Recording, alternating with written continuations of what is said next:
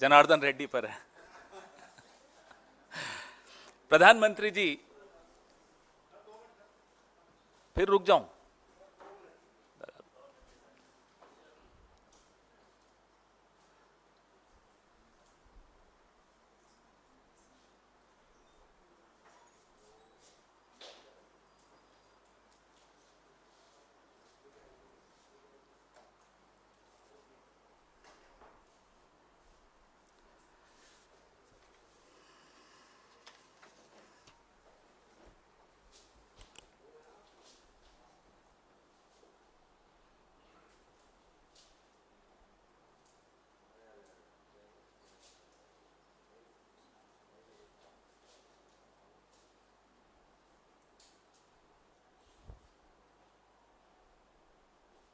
करें?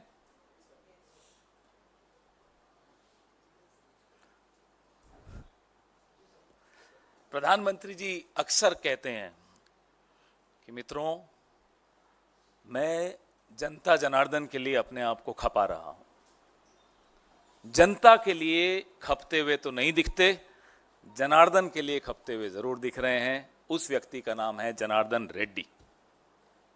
और वो जनार्दन जो है, जिसके विषय में आज हम चर्चा कर रहे हैं, भले ही वो 35,000 करोड़ के घपले का आरोपी हो, भले ही उस जनार्दन के खिलाफ सीबीआई समेत 20 मामले लंबित हों, भले ही उस जनार्दन ने भारत के जंगलों और खदानों में अवैध खनन करके उन्हें बर्बाद कर दिया हो, प्रधानमंत्री उस जनार्दन के लिए आपको खपते हुए दिखेंगे।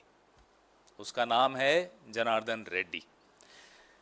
अब ये जनार्दन रेड्डी साहब जो हैं, कोई भाजपा वॉशिंग पाउडर के नए ग्राहक तो हैं नहीं, बड़े पुराने ग्राहक हैं। लेकिन इस हफ्ते फिर से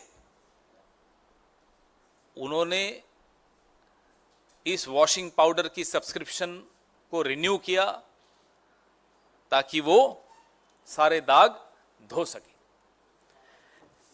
ये वो जनार्दन रेड्डी हैं जिनके विषय में एक जज ने कहा था कि इन्होंने मुझे 40 करोड़ रुपए रिश्वत की पेशकश की थी बेल लेने के लिए।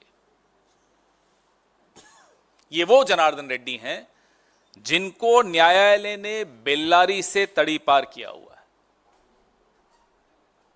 वो जनार्दन रेड्डी गृह मंत्री के साथ खड़े होकर कल मुस्कुरा रहे थे, तो तस्वीरें हमने देखी। बेल्लारी बंधु, आप पत्रकार हैं, पिछले 2-2.5 दशक से ये नाम आप सुन रहे हैं। हम राजनीति के छात्र हैं, हम भी पिछले 3 दशक से ये नाम सुन रहे हैं। बेल्लारी बंधुओं के नाम से ये कुख्यात गैंग है। ये भाजपा का बड़ा पुराना साथी है। 1998 में, मैं थोड़ा सा इतिहास के उस दौर में आपको ले जाना चाहता हूं। 1998 में जब स्वर्गीय श्रीमती सुषमा स्वराज जी ने माननीय सोनिया जी के खिलाफ चुनाव लड़ा था, तब सुषमा स्वराज जी के चुनाव प्रचार की तमाम जिम्मेदारी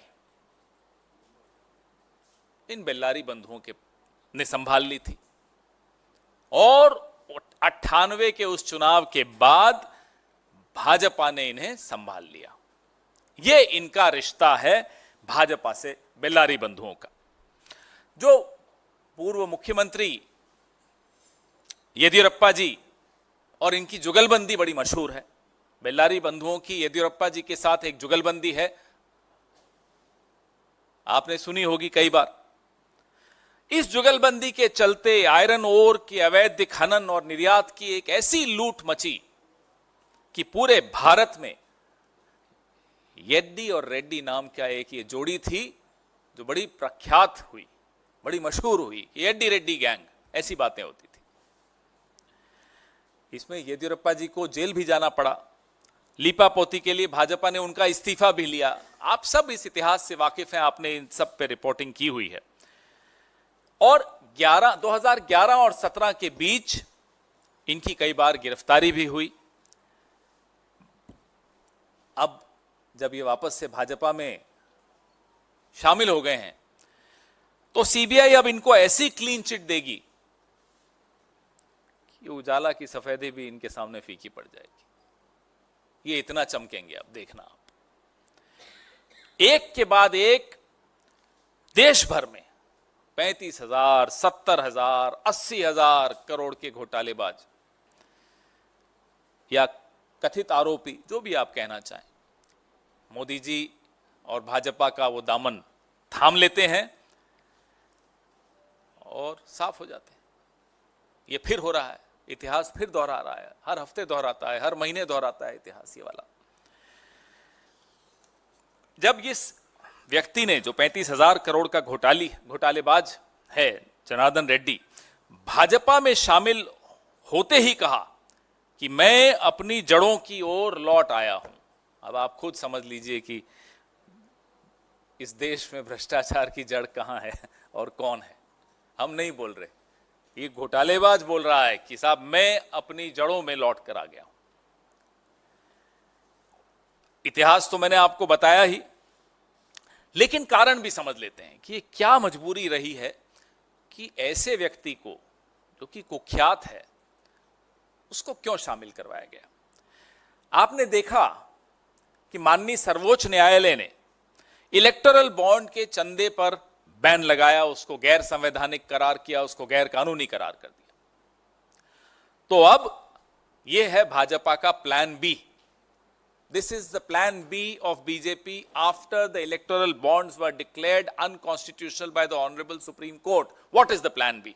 The plan B is कि अब सीधा पार्टनरशिप, ऐसे व्यक्तियों को साथ में ले लो जिनसे पैसे लेने हैं, जिनसे पैसे लिए हैं। कोई पर्दादारी मत रखो बीच में, बिल्कुल साथ में मिला दीजिए।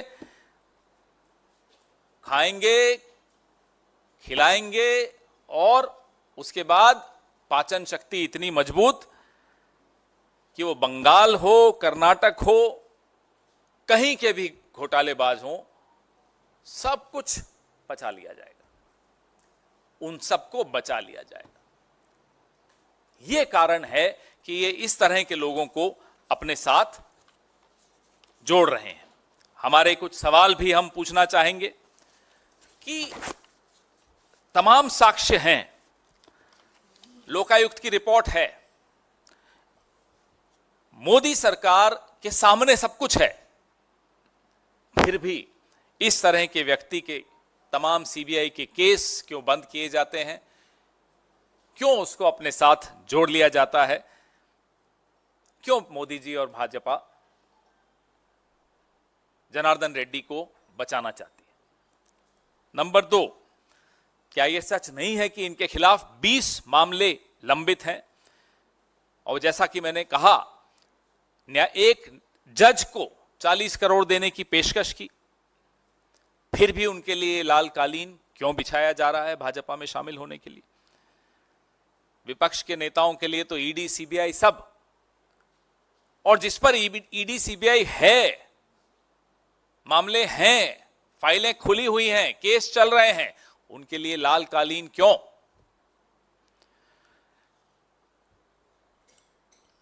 जो आपके बड़े बड़े दावे हैं भ्रष्टाचार को खत्म करने के, क्या इस एक कदम से, और ऐसे अनेक कदम उठाए हैं, ऐसा नहीं कि सिर्फ एक कदम उठाया, इन कदमों से क्या आप वो दावों को पूरी तरह से खोखला नहीं करार कर रहे। ये हमारे आपसे सवाल है। अब आप सवाल पूछिए, आपको संजीव जी थोड़ी देर में प्रेस रिलीज के साथ तमाम एनेक्शर्स, और ये वो एनेक्शर्स हैं जिसमें सीबीआई ने कैसे पीई और उसके बाद कैसे कर्नाटक की सरकार ने क्या एक्शन लिया जब हमारी सरकार थी, और जब मोदी जी की सरकार केंद्र में बनी तो कैसे इनको बचाया गया। ये तमाम जानकारियां आपको हम साझा आपके साथ कर रहे हैं। आपके सवाल।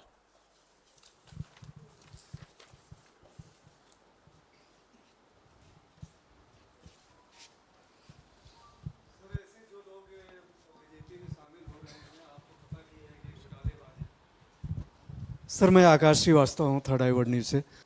सर मेरा प्रश्न है कि जो ये लोग शामिल हो रहे हैं और आपको पता है और ये पब्लिक डोमेन में भी है, तो इसको कांग्रेस कितना धारदार बनाएगी इलेक्शन कैंपेन के लिए और अपने पॉलिटिकल ना रणनीति के केवल लिए? कांग्रेस इसको धारदार बनाएगी, कांग्रेस की जब सरकार कर्नाटक में, पिछली सरकार जो कांग्रेस की थी इससे पहले वाली, उसमें हमने मामले दर्ज किए बिना किसी डर के। सिद्धरामैया जी हमारे उस वक्त भी मुख्यमंत्री थे, तो सिर्फ इसको कैंपेन का मुद्दा बनाए हो वो बात नहीं है। हम इस भ्रष्टाचार की जड़ तक गए, साक्ष्य और दस्तावेजों के साथ गए, हमने मामले दर्ज किए और उन मामलों को कमजोर करने का भरसक प्रयास मोदी सरकार ने जब केंद्र में सरकार में आए तब किया, जब राज्य में सरकार में आए तब भी किया, अब फिर हमारी सरकार है, हम इनको छोड़ेंगे नहीं।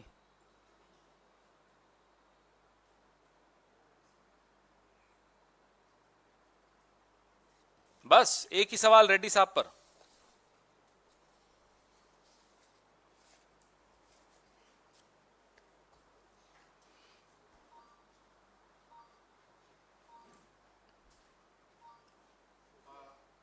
बोलिए बोलिए, माइक दे दीजिए साहब।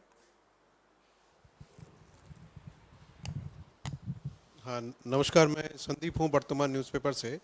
जैसे ये जनार्दन रेड्डी है और बंगाल में शुभेंदु अधिकारी है, जो भी जिनके ऊपर आरोप लगते हैं, तो बीजेपी इन लोगों को शामिल जब कर रहा है तो ये तो एक तरीका से कांग्रेस को सुविधाएं पहुंचा रहे हैं, क्योंकि इलेक्शन कैंपेन में आप ये सामने ला सकते हैं। देखिए, इन्हें अभी चिंता है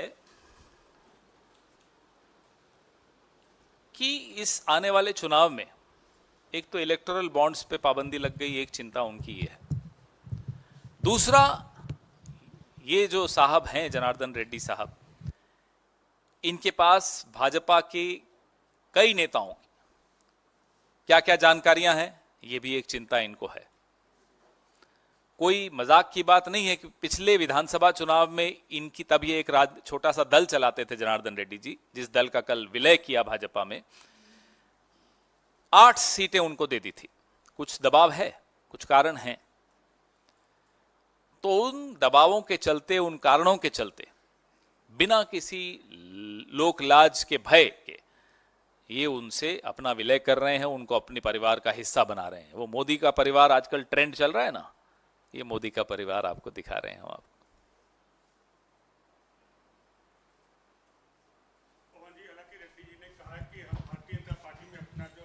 विलय कर रहे हैं, ये बिना शर्त है, लेकिन साथ साथ वहीं यह देखना होगा कि सीबीआई के कुल 9 मामले जांच में उन पर है। तो क्या ये शर्त, जो बिना शर्त की बात कहते हैं, यही शर्त तो नहीं है 9 जो मुकदमे सीबीआई के हैं? ये शर्त नहीं, ये सर्फ है।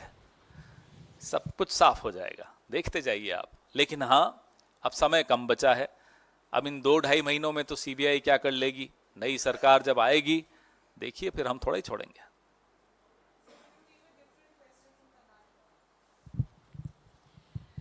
So your Lok Sabha candidate from Karnataka, DK Suresh, has, while speaking to CNN News 18, has said that I stand by my statement that we need a separate state, South Indian state, because the focus of this government is mainly on the North Indian states. Basically, he's talking about the tax devolution, but he stands with his statement. He is very sad at the way this government is behaving in a very stepmotherly fashion towards a very integral part of India, which is the southern region of India.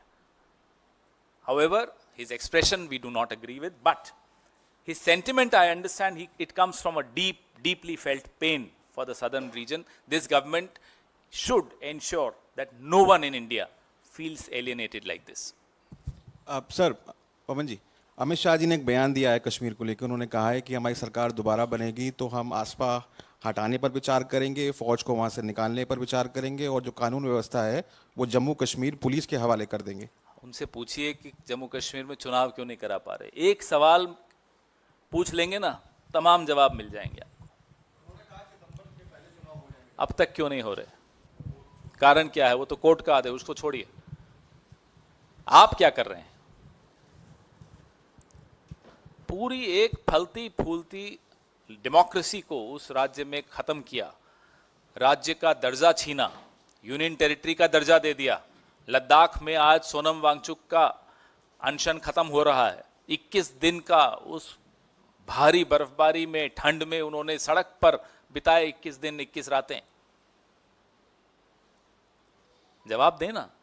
ये बड़ी बड़ी बातें करना TV studios में, conclaves में, भाषणों में, रैलियों में, उससे क्या होता है? तथ्य सामने है आपके। क्या कश्मीरी पंडित वापस कश्मीर जा पाए? क्या वहां किसी की भी जिंदगी, आम आदमी की जिंदगी, सुरक्षा बलों की जिंदगी महफूज है, सुरक्षित है? आप नॉर्मलाइजेशन की परिभाषा क्या देंगे? स्थिति सामान्य है, इसको आप परिभाषित कैसे करेंगे? चुनाव हो रहे हैं, जीवन यापन लोग अच्छी तरह से बिना किसी भय के कर पा रहे हैं। वो भले बिहार और यूपी के या देश के अन्य हिस्सों के लोग वहां जाकर काम कर रहे हो, वो हों, या वहां के स्थानीय नागरिक हों, या वहां के सुरक्षा बल हों, सब सुरक्षित महसूस कर रहे हैं क्या? तब आप जाकर कहेंगे ना कि स्थिति सामान्य है। आप चुनाव नहीं करवा पा रहे और फिर आकर बड़ी बड़ी बातें करते हैं, साहब ये कर दूंगा, वो कर दूंगा। ये तो चलो ठीक है, छोटा भाई है, मोटा भाई और बड़ी बात करता है। वो कहता है 2047 में सब ठीक हो जाएगा। अरे भाई, चुनाव तो आप 2024 का लड़ रहे हो, 47 में कहां निकल लिया? वापस आइए। अब तो उनको बुलाते हैं, वापस आइए। पवन सर,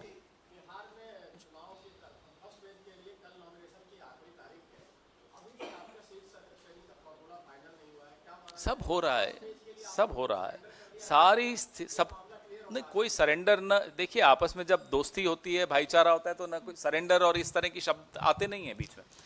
पवन जी, एक सवाल सही है। नहीं, प्रक्रिया चल रही है, समाप्ति की ओर है, सब कुछ आपके सामने आ जाएगा। सर 31 को अरविंद केजरीवाल के सपोर्ट में इंडिया ब्लॉक्स लीडर्स प्रोटेस्ट करेंगे रामलीला मैदान में। वहीं पे Punjab units are disappointed and they have a strong view that Congress should not participate in that. What is your take on Nobody it? has told us this, so I don't know. You must be in touch with some people, but our own state unit is absolutely clear about it, that there is an alliance in Delhi and in some other parts of the country, but there is no alliance with them in Punjab. And I think there is absolute clarity in our minds whether it's the national unit of the party or the state unit of the party. Sir Pawan ji, मेरा सवाल वही था। पंजाब से कल आपके sitting सांसद Ravneet Singh Bittu BJP में शामिल हो गए। राहुल गांधी ने काफ़ी प्रमोट किया था। पहले वो यूथ कांग्रेस के अध्यक्ष बने थे, जब चुनाव के जरिए जीत के आए थे। उनसे कितना पूछिए साहब क्यों डिसअपॉइंटिंग गए है? हैं, हमसे क्यों पूछ रहे हैं? जो गया उनसे पूछिए, हमें बता थोड़ी गए कि मैं इसलिए जा रहा हूं। तो आपको उन्हीं से पूछना पड़ेगा साहब क्यों गए, और उनसे पूछिए जिन्होंने उन्हें लिया, साहब आपने क्यों लिया। इसमें हम तो कहीं आते नहीं हैं। Sir, Delhi LG, while speaking to Times Now, has said that we won't let the Delhi government to function from jail. We won't let it happen. So, is it an indication on the part of Delhi as Lieutenant Governor? What is your reaction Well, to ask that? the Lieutenant Governor. No, But as far as legal luminaries are concerned, they have been very clear about it that he can. Now, whether it's practical, doable or not, but as far as the legal aspect is concerned, I was reading yesterday, 5 or 6 legal luminaries have written about it, and they feel that it's permissible under the law. So if there is a settled law which doesn't have any problem with this arrangement, then I don't know why the Honorable LG is saying what he's saying. So ask him. चलाना चाहिए या नहीं एक अलग मुद्दा है, चला सकते हैं या नहीं एक अलग मुद्दा है। तो वो कानूनी रूप से जो कानून के विशेषज्ञ हैं वो कह रहे हैं चला सकते हैं। अरविंद केजरीवाल की पत्नी गई थी कल शाम मिलने के लिए। आज उन्होंने अभी इस वक्त वो प्रेस कॉन्फ्रेंस कर रही हैं। उनका कहना है कि शराब घोटाले में पैसा कहाँ गया, इसका खुलासा कल अरविंद केजरीवाल अदालत के सामने करेंगे। ठीक है, तो आने दीजिए, उसके बाद इस पर चर्चा करेंगे। और अब पत्नी अपने पति से मिलने जाएंगी ईडी में, उसमें तो कोई सवाल बनता नहीं है। और कल जरूर उसका सवाल जो खुलासा करेंगे उस पर फिर चर्चा करेंगे हम। खेड़ा जी, केजरीवाल पे जो आरोप हैं और उसकी जो जांच पड़ताल चल रही है, उसके बाद मामला अदालत में भी गया था और उसके बाद वहाँ पर भी उनको राहत नहीं मिली। जिस तरीके से ये आरोप पहले भी लगते रहे और खुद कांग्रेस के नेताओं ने प्रेस कॉन्फ्रेंस भी की, यहाँ इस मंच पर भी हमने देखा जो बाकायदा आंकड़े दिए गए थे शराब घोटाले को लेकर, कथित तौर पर वो आरोप लगाए गए थे। अब बीजेपी ये कह रही है कि उन आरोपों का क्या हुआ, ये पहले से ही मामले चल रहे थे, देखिए, हम अब तो क्यों क्लीन चिट दे हमने रहे हैं? कभी ये बोला नहीं कि जांच नहीं होनी चाहिए, ना अरविंद केजरीवाल ने कभी बोला कि जांच नहीं होनी चाहिए, लेकिन जांच एजेंसियों पर अगर भरोसा ही नहीं कर पाए तो फिर जांच कौन करेगा? चुनाव से ठीक पहले आप गिरफ्तारी कर रहे हैं, तो फिर हमारा वो संशय कि जांच एजेंसियों पर अब हम भरोसा नहीं कर पा रहे हैं, वो संशय सही साबित हो रहा है। जांच से कभी किसी को कोई परहेज नहीं है। हम पर आरोप लगे, हमारे नेताओं ने 50-50, 55-55 घंटे जांच झेली है। जांच से ना अरविंद केजरीवाल को आपत्ति है, ना किसी और को आपत्ति है, लेकिन जांच एजेंसीज क्या सही काम निष्पक्ष तरीके से कर पा रही हैं बिना कठपुतली बने? इसका जवाब हम सबको मिल चुका है। वो सोरेन साहब की गिरफ्तारी में मिला हो, वो इनकम टैक्स की जो हमारी खातों पर कार्रवाई हुई उसमें मिला हो, वो अरविंद केजरीवाल की गिरफ्तारी में मिला हो, तमाम जवाब आपके सामने है। जो हमारा संशय और हमारा शक था जांच एजेंसियों पर, वो सही साबित हो रहा है। माइक दीजिए भाई। निर्मला जी के पति ने एक बयान दिया है कि सबसे बड़ा विश्व का घोटाला कोई है तो वो इलेक्टोरल बॉन्ड है। बिल्कुल मैं सहमत हूं। मैं अभी देख रहा था, अभी आते हुए उनका वीडियो। वो काबिल व्यक्ति हैं, समझदार व्यक्ति हैं, और उनके विचार देश में कई लोग हिमायती हैं उनके विचारों के। मैं भी उनमें से एक हूं। तो सुना उनकी बात और बिल्कुल मैं सहमत हूं उनसे। ये बहुत बड़ा घोटाला है जो प्रभाकर साहब कह रहे हैं, वो सही कह रहे हैं। तो जी, you wanted the mic, one of you? हो गया?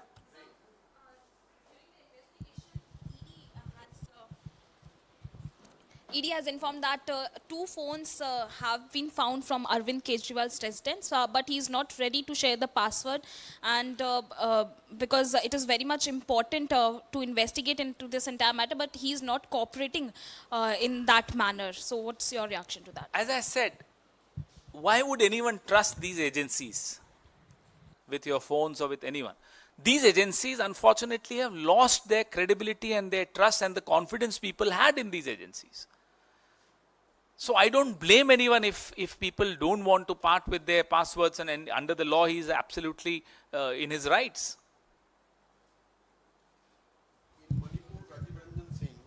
In Manipur, Rajiv Ranjan Singh to Uttar Pradesh Pilibhit, Varun Gandhi, जिसने मोदी गवर्नमेंट के खिलाफ कुछ भी बयान दिया है, उन लोगों को टिकट काट दिया है।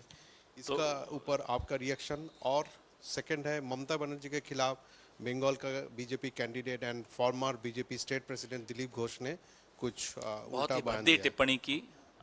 इस तरह की टिप्पणियां नहीं करनी चाहिए। राजनीति में एक शुचिता का एक स्थान हमेशा रहना चाहिए।